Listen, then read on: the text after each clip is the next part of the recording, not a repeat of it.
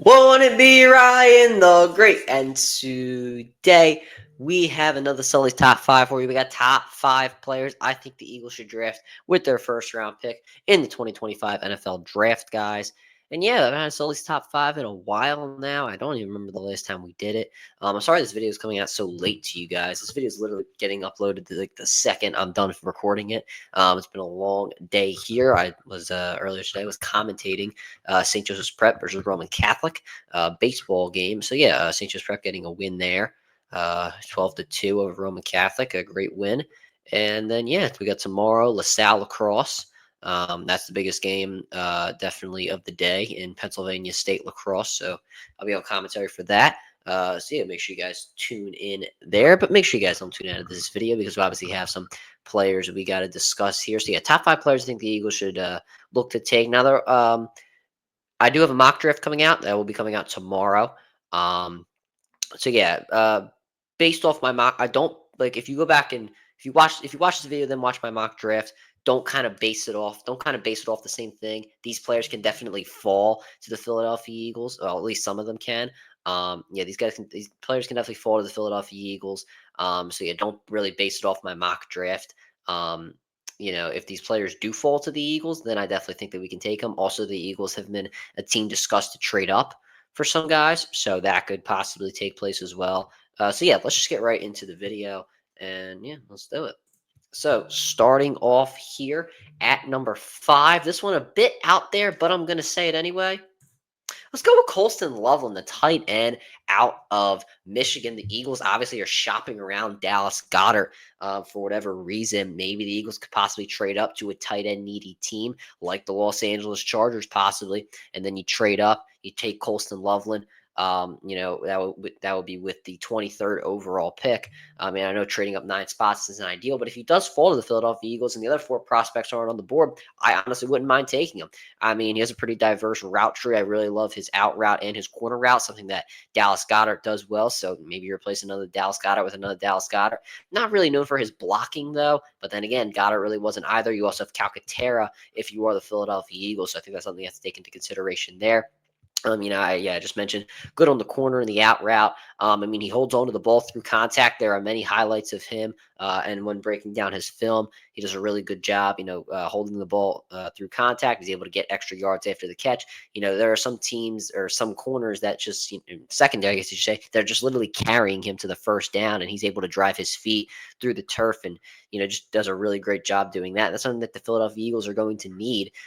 Possibly with the tush push getting banned, you're going to need every yard you can get. It's not going to be 4th and 9, or it's not going to be 1st and 9 technically for every single drive, for every single drive attempt that you will have. So yeah, you're going to need all the yards you can get if you're the Philadelphia Eagles. But something that is a bit interesting is that he did go up against linebackers in the Big Ten, and to be honest with you, the one-on-one coverage linebackers in the Big Ten are not that great. I would really like to see how he goes up against some of the better coverage linebackers in the NFL. That will be pretty interesting to see. The kind of a critique I do have.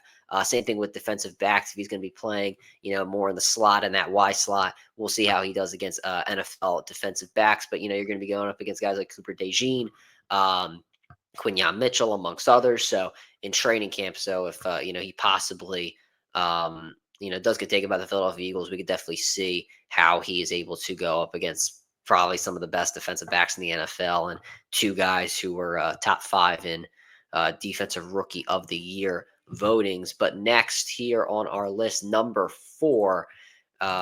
We have Josh Simmons, the offensive tackle out of Ohio State. I know he's been injured a bit, but honestly, I'm not too concerned of it just because of the fact that Jeff Stoutland can turn anybody into a good offensive lineman. I mean, he turned the only really guy he couldn't really turn into a good offensive lineman was what do you call it? Who was that guy at the Eagles? Andre Dillard. He really couldn't turn him into a great offensive lineman. But then Mailata came in, a freaking rugby player, and is now one of the best left tackles in the NFL. But this guy, Josh Simmons, there are some concerns I have about him. They say his arms are a bit short, I believe, which I'm not like I don't really care about that. Really for him to have a really good rep, he's got to get his hands inside. He can't really punch on the outside too well. Um, but yeah, he really only does one thing well in the pass, which is getting his hands on the inside. So that's kind of a concern. But he's really good against the run, really good with the run. And we've seen what with the Philadelphia Eagles. Obviously, the run and the read option is part of their system. So that would definitely he would definitely fit in well. Saying that he replaces Lane Johnson in a couple of years. Also, he does really really well getting to the second level, kind of taking out those pesky blockers, blindside block or not pesky blockers, pesky defenders, pesky guys who are just coming in from behind, coming in from the side, and stuff like that. Does a really good job taking those sort of guys out. And once again, get to the second level, you see guys like Cam Jurgens, Landon Dickerson, Lane Johnson. They're really good at getting to the second level. If we can just replace, um, replace at least replace Lane Johnson since he's getting a bit older in a few years with Josh Simmons, who kind of does those things well. Then it's kind of does the same things well as Lane Johnson. Then I wouldn't be mad about that at all. And teams like to play zone against the Philadelphia Eagles. Nobody wants to go one-on-one against AJ Brown, Devontae Smith, amongst others, and that is when he is at his best. So I think he'd be perfect for the Eagles system. It all depends on whether he does fall. I know there are some teams that are offensive line needy in the draft, so he might not fall to us. But if these other three prospects aren't on the board that I like, then I would definitely take him. Now, once again, I know he's a bit injured, but the Eagles' offensive line are not in desperate need of an offensive lineman. This is just something to look out for. At number 3, pretty interesting one. You guys are gonna like this, but I was debating whether to put this guy at 3 or 2. Walter Nolan, the defensive tackle out of Ole Miss. Now he's not going to be a sack guy in the NFL. I know lots of people, they want to see sacks, stuff like that. You're just not going to get that out of this guy. I kind of compare him to Jordan Davis. That's why I didn't put him at 2 because I think you guys know how much I don't hate Jordan. I don't hate anybody on the Eagles. I mean, if you play for the Eagles, I want you to succeed. But I think a lot of you guys know if you watched my reactions and my preview videos to the games last season that I was very critical on Jordan Davis because of he's not the greatest cardio in the world, and he's not really a sack guy. Sometimes whiffs tackles, stuff like that. But I don't think that is the case for Walter Nolan. I think he has his cardio pretty well intact. I mean, playing in the SEC, you have to. But he's not going to be a sack guy. He's just not that fast. Once again, I compare him to Jordan Davis. He doesn't really get off blocks too easily. If guards do block out on him, he seems to do pretty well. He has a good inside rush, but if they block on the inside, he just really can't rush on the outside. And I mean, I guess that's just a thing of like, he's. I don't know if it's a cardio thing or if I think it's just a speed thing, to be honest with you. I don't think he has the speed to get around guys on the outside, but he has a good inside rush. I think that's a bit something you could see on film that I think teams would be turned off by from him. He will be very good against the run, though. When it comes to guys getting to the line of scrimmage, running backs trying to get to the line of scrimmage, that is when he can get off blocks. And make a tackle, or he can be an impact player on the play. Maybe force the running back to hesitate or something like that. Kind of like Jordan Davis. I feel like I'm kind of really comparing the two here. A very high IQ though. He kind of knows where the ball's going to be. Knows where the play's going as really as soon as the play is snapped.